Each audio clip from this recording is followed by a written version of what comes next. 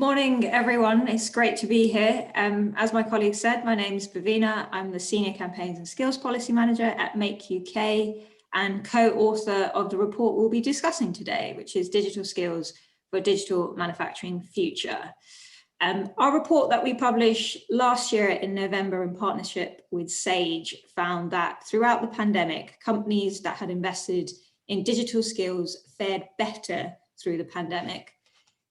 Almost 91% of companies had benefited through the adoption of new technology, and they saw increases in productivity and collaboration. So today I want to explore a little more of those findings with our four panelists, and we're going to explore how investment in digital skills can better prepare businesses for the future, but also how we can use younger people in our workforce to support other people and individuals as we transition to an age of digital adoption, but also lifelong learning. So to discuss these findings, we have four excellent speakers. I'm going to let them introduce themselves. So Anita, I'm going to hand over to you first. Thank you, Bhavina. My name's Anita Davenport-Brooks. I'm the People, Culture and Compliance Manager at Lander Automotive. We have approximately 400 people on site, including agency workers. Around about 85 of those are apprentices, and we manufacture automotive components supplied to OEMs in the UK and in Europe. Brilliant, thanks Anita. And Ollie, if you'd like to go next. Thanks, Bhavina. Hi everyone, my name's Ollie Hallam. So I work for the Careers and Enterprise Company as STEM lead, and the Careers and Enterprise Company are set up by government to help facilitate world-class careers education across England. So we work with a network of almost all schools across the country and here to provide insights in that area. Brilliant, thanks Ollie. And Jessica. Hi everybody, so I'm Jess or Jessica. I work for Airbus as a failure analysis engineer, but I've recently finished my apprenticeship with Airbus and was lucky enough to be named as Make UK's Engineering Apprentice of the Year, final year. So yeah. I'm very glad you mentioned that, Jess, because otherwise I was going to say it because you'd be too modest. I had a feeling you were going to anyway. And last but not least, our wonderful sponsors for this webinar and our report. Rob. Hi, good afternoon, good morning, everybody. Rob Sinfield. I look after product for one of Sage's manufacturing solutions, which is used around the globe by companies ranging from small to medium to large enterprises. Brilliant. Thank you all.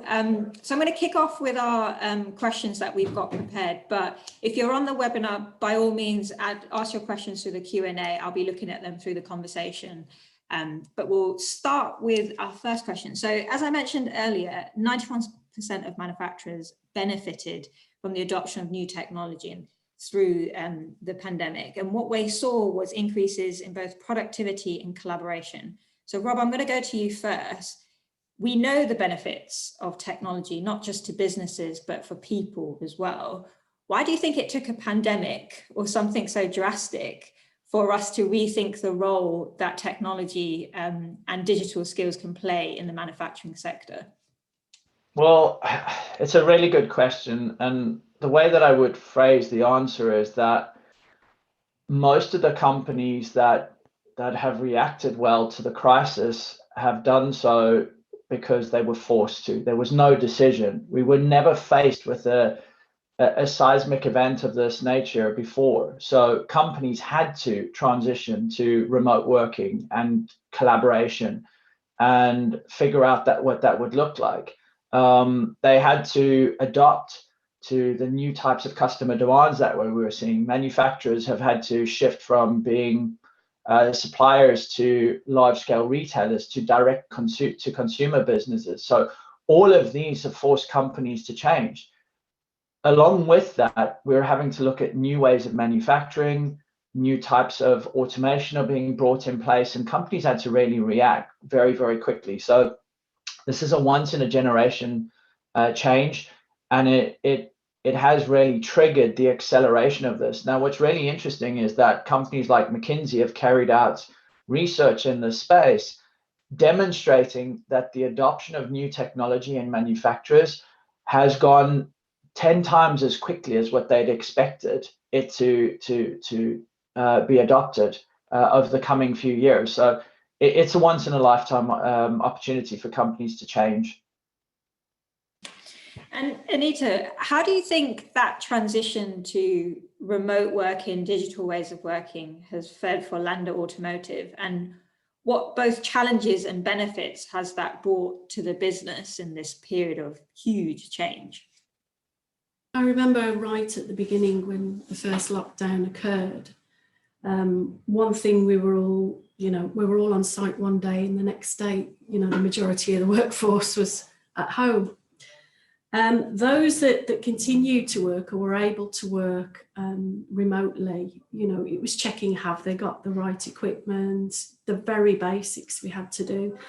Even, some people where the cameras on the laptop didn't work properly, so it was buying more laptops or cameras, headsets, even those, just the simplest things you didn't even think about. It was kind of like, well, going back to basics, what is it we actually need to make this work? And how do we keep the communication going? That was the most important thing, not only with those that were working at home, but also, like myself, I was working on site. I worked all the way through to keep an eye on things and also to make sure the health and safety was done.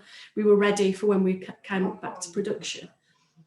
But it was then, well, when we come back, what is it we need to do digitally different? We're not going to be able to have meetings. So do people understand about Teams or Zoom?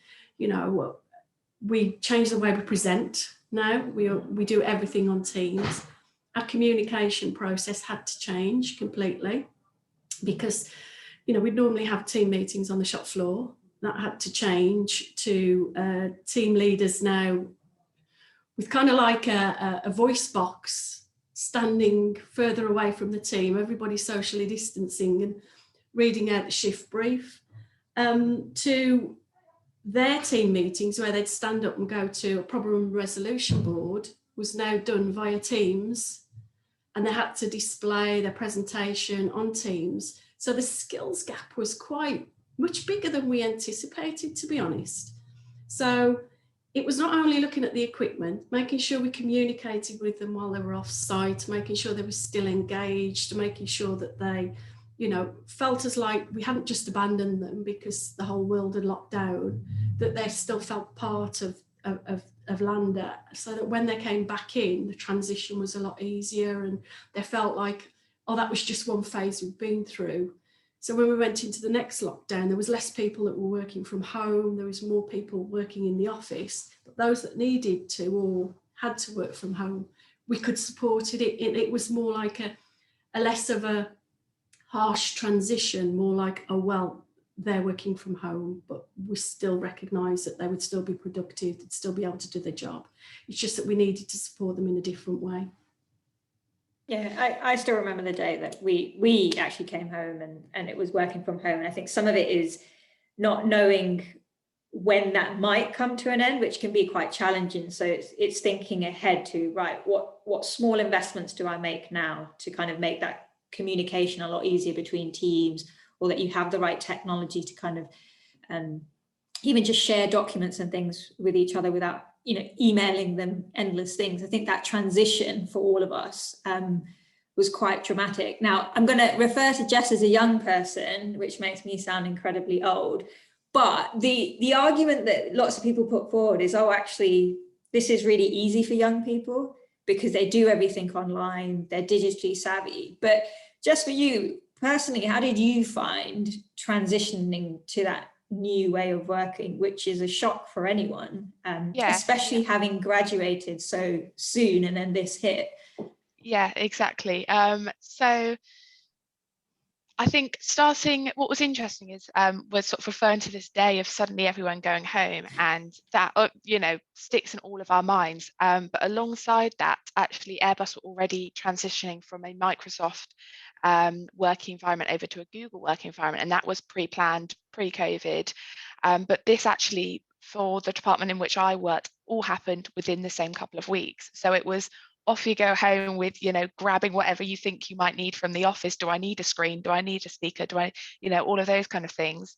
Getting home and then thinking, okay, I'm in a completely different digital environment now as well. So although, yes, okay, I've sort of grown up around technology and I've grown up communicating digitally, it was still a big challenge, definitely. I think surprisingly, one of the things I struggled with most, and it seems so simple, was not having a desk phone, because I was so used to either popping to somebody's desk and just being like, as an apprentice especially, because I spend my life, and even though I'm not an apprentice now, I still spend my life doing it, just asking people questions. And I'm so reliant on that being one of the most paramount forms of communication as an apprentice, is just going to somebody's desk and just be, oh, do you mind spending 5 minutes on this? All of a sudden that was gone, as was my desk phone. So here I was thinking, is it appropriate to just message somebody on Google and say, what's the answer to this? Or, you know, it was trying to navigate that communication style, I guess. But now that I have come back into the office, so because I'm quite predominantly based in a lab environment, I do have to work from the office. What it has enabled me to do massively is to harmonise with the rest of the workforce who are still working from home, which is a really nice sort of bridging this gap between people working in the office, people working from home. And as we come out of this as well, more flexible working, I'm sure, is going to be reviewed across many different companies. And so we really do need to make sure this bridge between being in the office and being at home working is really well, I guess, bridged. I think probably something that made it easiest for me was not necessarily the fact I've grown up in this digital age, but actually that I'm part of a transnational team within Airbus. So a quarter of my team are here in the UK, but the rest are throughout Europe. And so pre-COVID, we were all really reliant on meetings happening virtually, presentations virtually, you know, you're meeting your colleagues instead of face-to-face over a video call and that kind of thing. So that was something that I guess has really, really helped. But yeah, so I do think being of a digital, you know, growing up in a digital era has massively helped. But my biggest challenge by far, and I know Anita's already touched upon it, is communication style. And I don't think anything would have, digitally speaking, would have prepared for that, because it's more how you interact with the technology. And that's been my biggest learning curve by far. It's how we interact with the technology, even little things of trying to pick up body language over video and try and suss out, is now an appropriate time for me to drop this point in, or am I going to end up speaking over the other 30 people in this call? So I think actually that has been unexpectedly my biggest challenge, which I'm sure many people will relate with. Yeah, I couldn't agree more. It's really hard to pick up body language cues on video and conferencing and things, and then you jump in and you're like, sorry, it wasn't. And then a million other people have also jumped in. Oh, no, you go first. And yeah. I actually, Anita, I want to just quickly jump back to you as well, because one of the things people may not know about Land Automotive is a couple of years ago we ran a brilliant session at the Make UK conference, which was all about trying to inspire young people into manufacturing. And we actually had Land Automotive leading that session, because unlike a lot of manufacturers, you have a large proportion of your workforce that are under the age of 40. Now, at the time of the conference, it was 50% under the age of 30, which for a manufacturing company is just unheard of. Do you think having a workforce that's skewed towards the younger ages actually helped with this transition to digital remote ways of working? Yes, it did. It enabled us as well to continue with their learning. So one of the key things we wanted to do was make sure that they didn't lose out on their apprenticeship programme. So we were able to focus very quickly on making sure the college, the provider, was there, they were up to speed, everyone knew what they were doing. But also, I mean, one of the things we noticed that we got some ideas from a young apprentice that's in the IT department actually, on how we could improve communication for the team leaders with the workforce. And we introduced additional tablets and recording information rather than passing around bits of paper. We then managed to get screens put around the factory, so if people wanted to book their holidays or they wanted a message to their team leader, they could put it on through that system.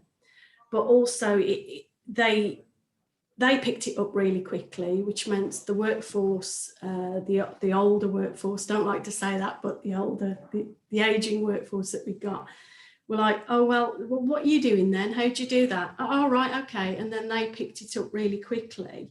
But we were also at the time training our existing workforce that had been here for a while in lean manufacturing operations. And because COVID happened, everything previously had been done quite manual, and the assessing had been done. We had to change and give them the opportunity to go through Smart Assessor and the assessment process.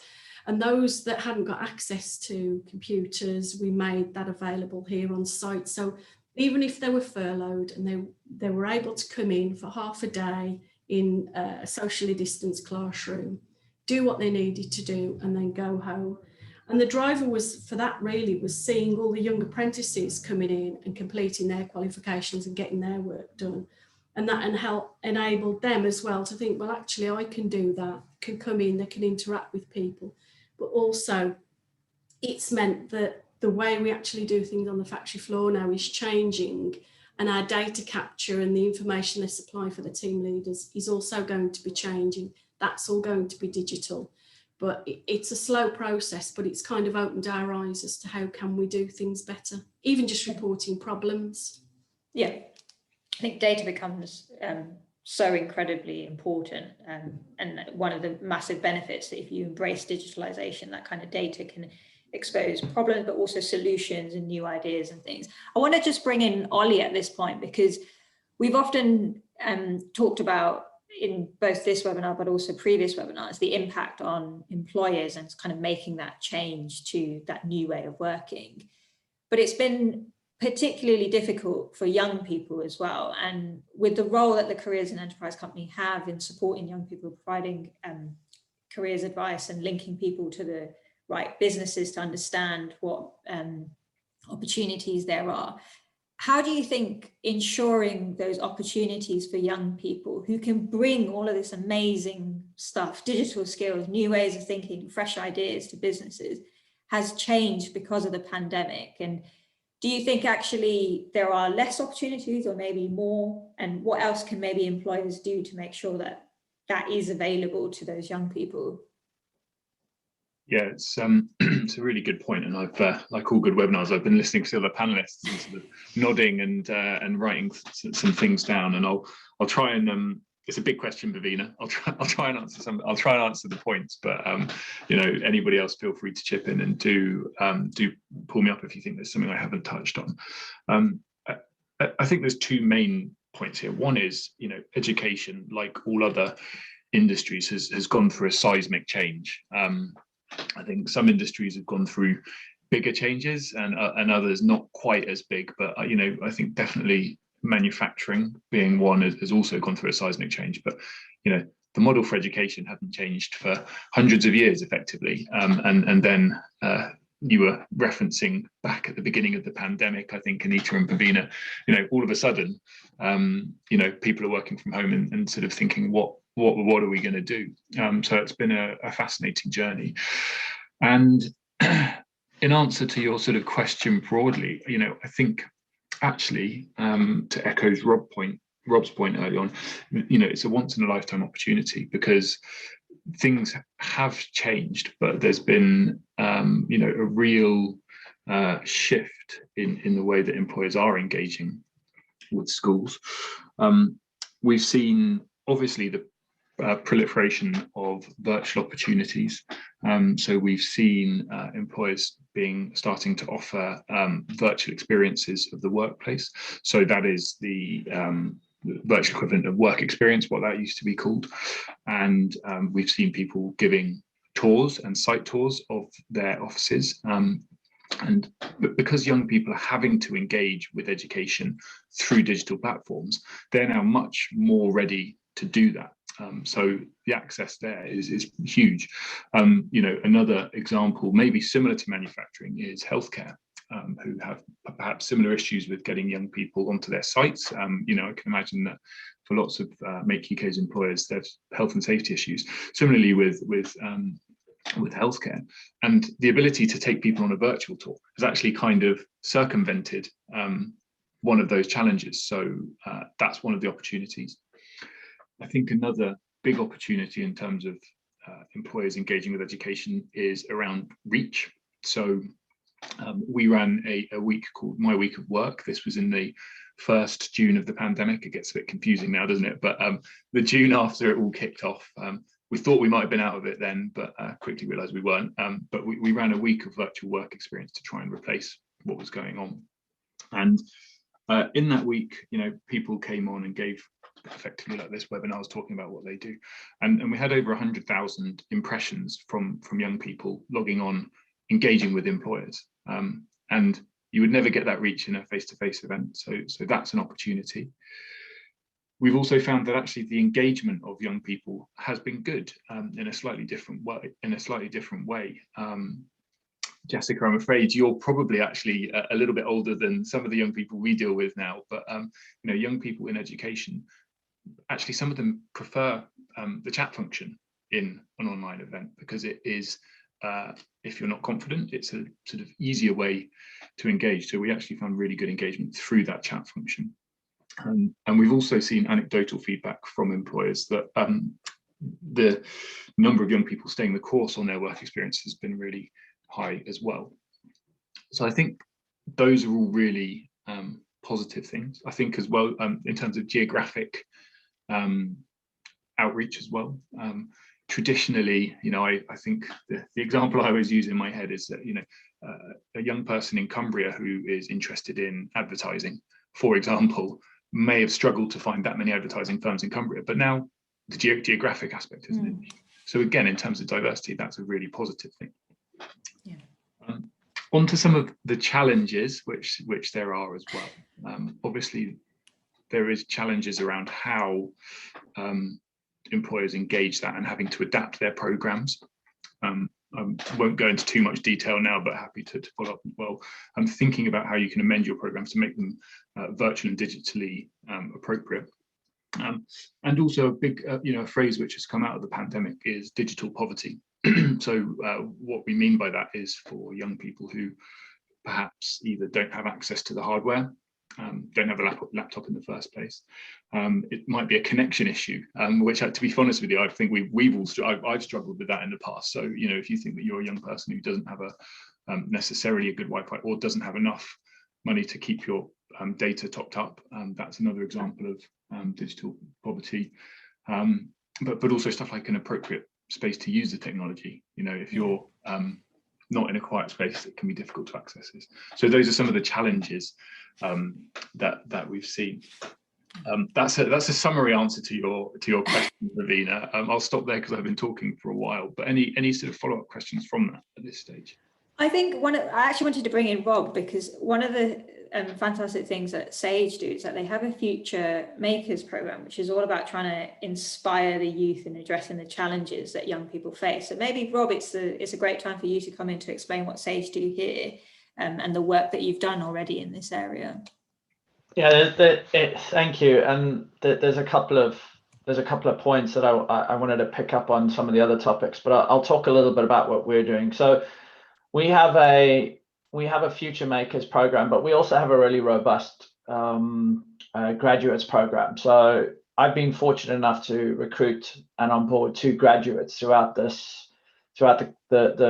sort of period that we've been going through, which is very strange and very weird. Not being able to climb on an aeroplane when it's what you've been doing for 20 years every 2 weeks is a bit strange. So it brings with it its own challenges. But we've been able to reach out to graduates who are incredibly qualified, very, very top notch.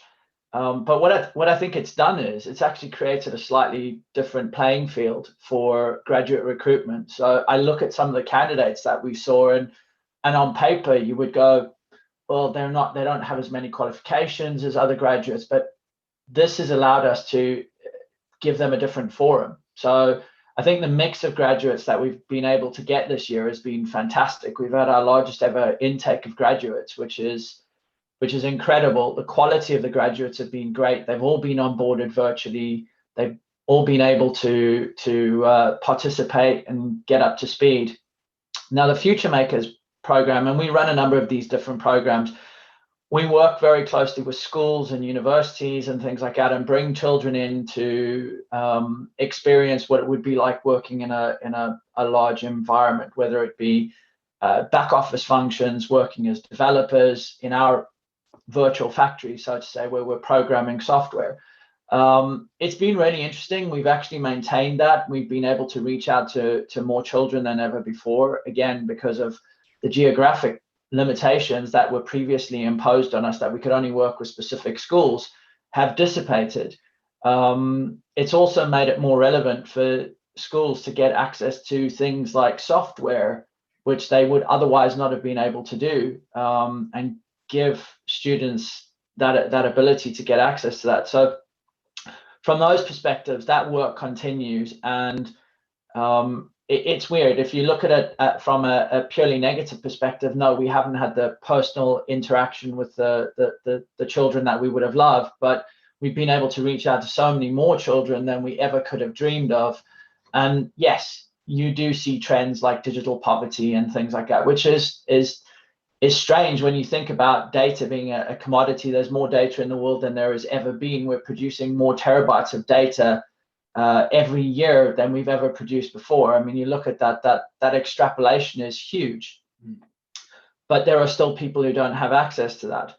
But I wanted to touch on a couple of other points, if I can, which I think are really important. And it was one of the things that Anita made note of is that they were able to upskill some of the more senior workforce.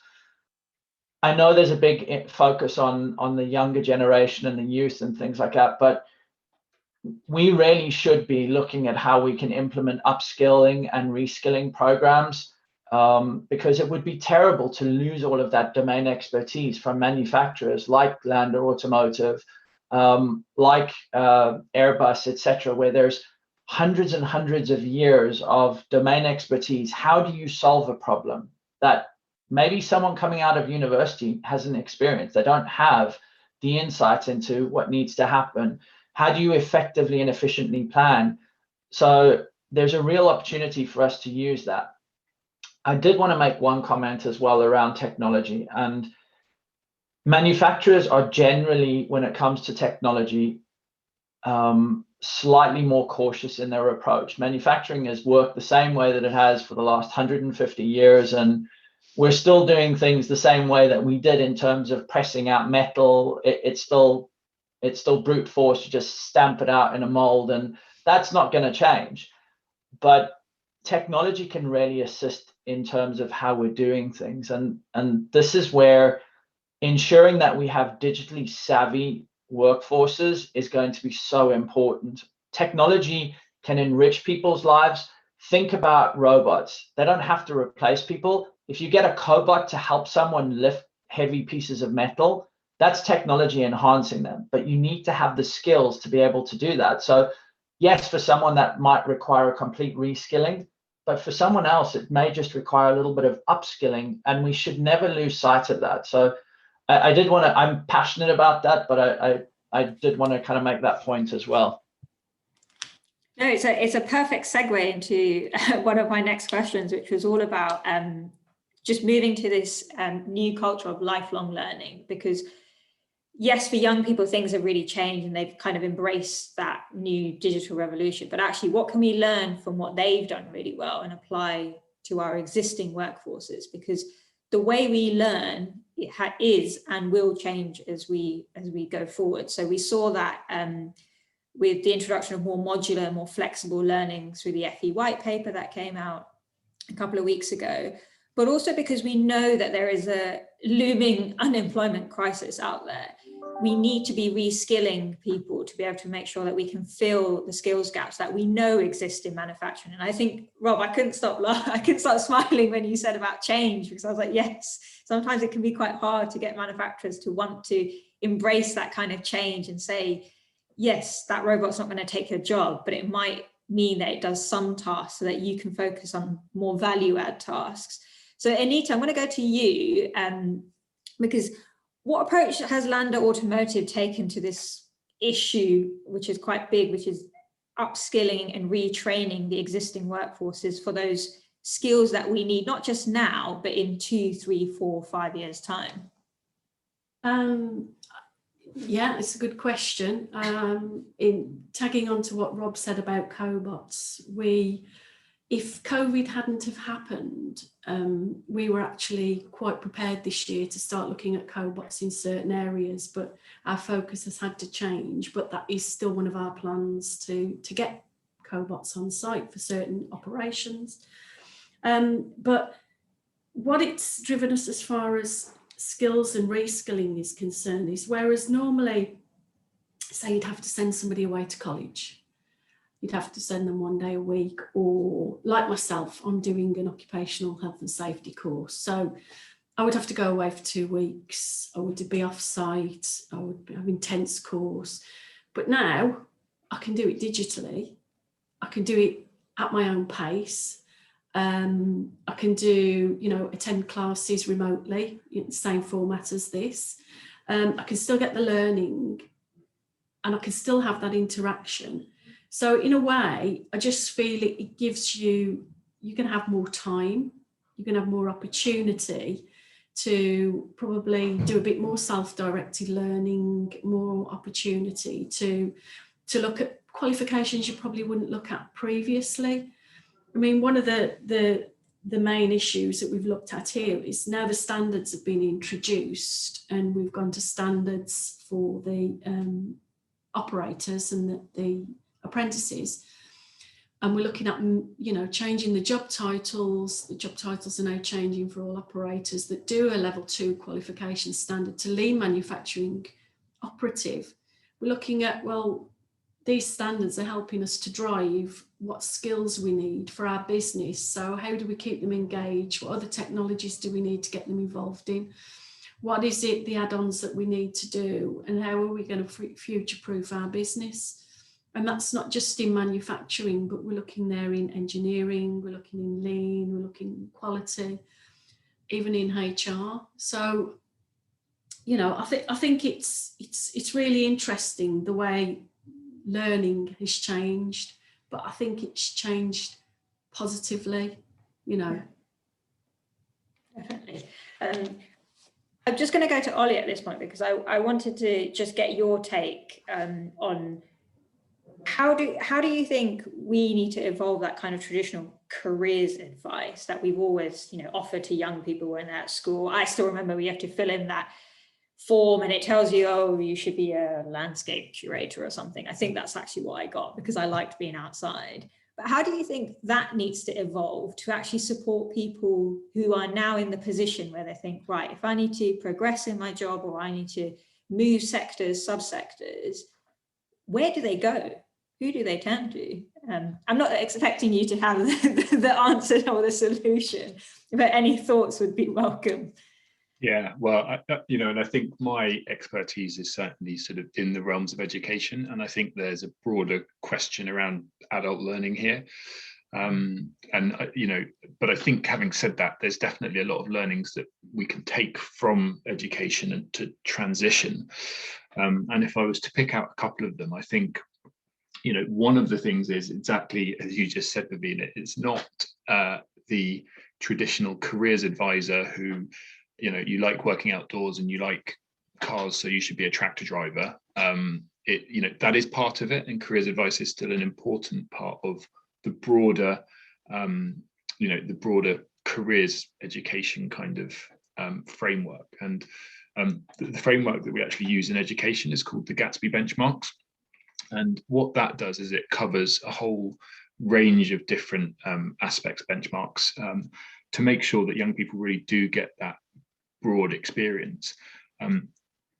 given, I won't go into detail on them now, given timings and the context of this call, but I think the key thing is it's giving people a broad experience so that they can kind of make their own mind up, and actually just showing them the realities of what they can experience and how they might work and what they might get out of it. Because ultimately what we're trying to do is provide young people with the information to help make up their own minds and making sure that they've got ready access to that information. If we can do that, then we're going to get the right young people into the right jobs so that employers can sort of get the most productive kind of staff members out of that. So I think the takeaway and kind of the the carryover into the adult retraining world is access to that information, and providing people with the opportunities that will exist, and portfolio careers and all the rest of it. It's going to continue to be a big change for people to shift between roles. And I don't know about anybody else on the panel or on the call, but there's all these jobs which I start hearing about, and I think, I wish I'd known about that. Maybe I will become a coder. Sounds like pretty good job. So yeah, access to that information and providing insights rather than the stuffy sort of old school opportunities.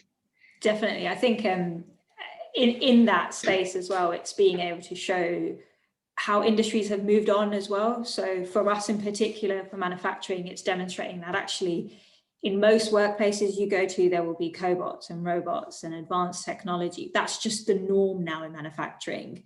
It's not factory blowing steam blowing out. In some cases there is, but for the vast majority, it's not always like that. I just wanted to bring in Jess at this point. She is there. I think I am here. Classic style. I know, I'm just demonstrating some of the issues we have around digital working. The digital divide that we've had. But I just wanted to go to you, because one of the things that's come up quite often is this idea around upward mentoring and how that might be a good way to support the older workforce. So just what's your thoughts on that, and how have you been able to help other people at Airbus in kind of making this transition and embracing technology a little bit more in the workplace? Yeah, so like I said previously, being an apprentice, I am very much used to asking questions, and sometimes I feel like that's all I do is pester people and ask questions. But what I often find is, on the flip side of that, those who have been at the company for 10, 15, 20, in some cases up to 40 years, don't always feel as comfortable asking those questions, and I'm firmly of the opinion that we should never stop learning, regardless of how long you've been somewhere, how long you've been doing something. I think we should always be learning. And so I've been really keen, especially around digitalization, to help those around me start off by showing them how it can help make your life easier, I guess. And then we kind of build that relationship of I guess it's about trusting in the relationship, that they are comfortable to ask those questions of me, even if they might seem silly. Because for me, at this end of my career, I'm perfectly confident to just go and ask what might be a stupid question. But it's having that understanding that on the reverse side, other people might not feel so confident to ask somebody what they feel is a stupid question when they're in a very high management position or something along those lines. But by and large, I found that we've had really great feedback from the people who I've tried to sort of reverse mentor, as we call it. They felt really comfortable after just a 5-10 minutes sometimes is all it needs, and yeah, they feel like they've massively developed. And it's a kind of a two-way street, because we then open up discussions. It's not all a give relationship, because then often I've got something to ask them back, and it's just keeping those channels open. Again, great to have it on the chat function. Just drop someone the message of, how do I do this? And it just, it's back in a couple of minutes. Yeah, it's so interesting to hear. It's just about having that dialogue with people and then feeling comfortable to be able to put it in the chat. Yeah, I think that's all it is just feeling comfortable to ask those questions. And 9 times out of 10, if you're thinking it, somebody else is thinking anyway, or it's something, quite often people will ask me, and I've actually only figured this out for myself the week before. So, it's not like, oh, I'm not sat here rolling my eyes like, I can't believe you don't know how to do that. Not at all. Half the time I'm thinking, oh, I don't really know, but I'll give it a go as well, and we'll figure it out together, kind of thing. It's definitely a journey that we all need to, digitalization itself is a journey we all need to approach together. Yeah, and I think there's one thing we found, and through the research we found the survey, but also just speaking to members, there was a real difference between the sort of basic digital skills that you have, kind of making remote working easier, and those more advanced skills that you need. And I think it's becoming a lot clearer that those basic ones are just as important. I hate using the phrase soft skills, but it is just They're as the important. equivalent of our soft skills, aren't they? Exactly. Yeah, it's exactly that. But Rob, I wanted to go to you, just in that sort of more advanced digital skills space, what is it that Sage can do to kind of support businesses make that transition? And how do you think that's changed because of the pandemic over the last, what feels like a very, very long year? It does feel like a long year. I think, and I'm going to talk generally about technology companies first, and then I'll dive into Sage. I think technology companies in the past have had an approach of, well, we know it all, we're going to make it incredibly complicated, and you're going to need to bring in very expensive consultants to make things work. There's been a real transition in the technology space to how do we make things easier and how do we enrich people's lives, rather than how do we line the pockets of the technology company. And a lot of that goes back to what's happened with the consumerization of technology. So you look at what Apple have done with technology and how they've made it easy. It's just simplistic. A 3-year-old can pick up an iPad and intuitively know how to do things. It's not because they're more technology savvy than a 65-year-old or a 70-year-old. It's just that their frame of reference is different. They've had this around them their entire lives, however short they may be. People have always been on iPads. So technology companies, and Sage in particular, are working very much on how do we get technology to enrich people's lives. I think this is really important.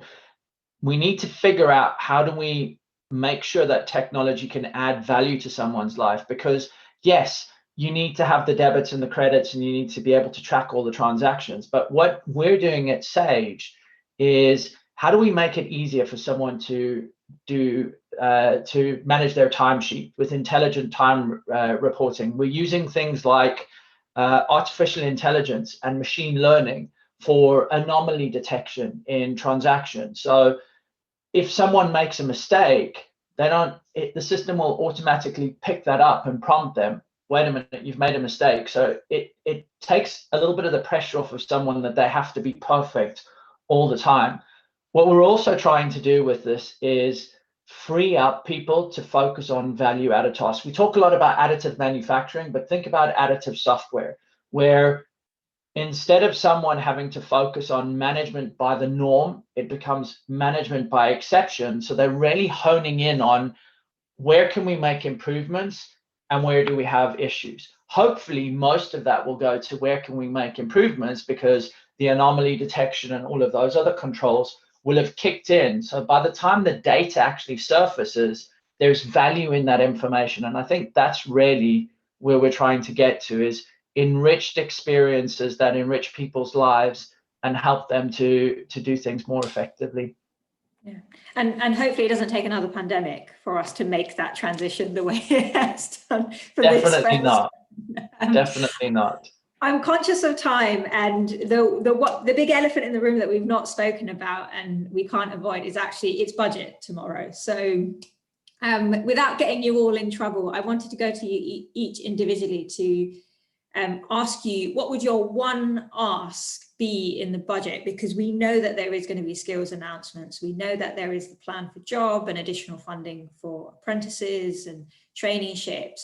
But from your perspective, however out there it is or however small it is, what would your one ask be? So Anita, I'm going to go to you first. I think for me, what it's made me realise the last 12 months is because of where we're located in Birmingham, we've got 25% higher deprivation than in Birmingham itself. And a lot of the apprentices we are taking on do not have access to laptops. Like Ollie said, you know, that their phone's everything. They can't do their work on a phone.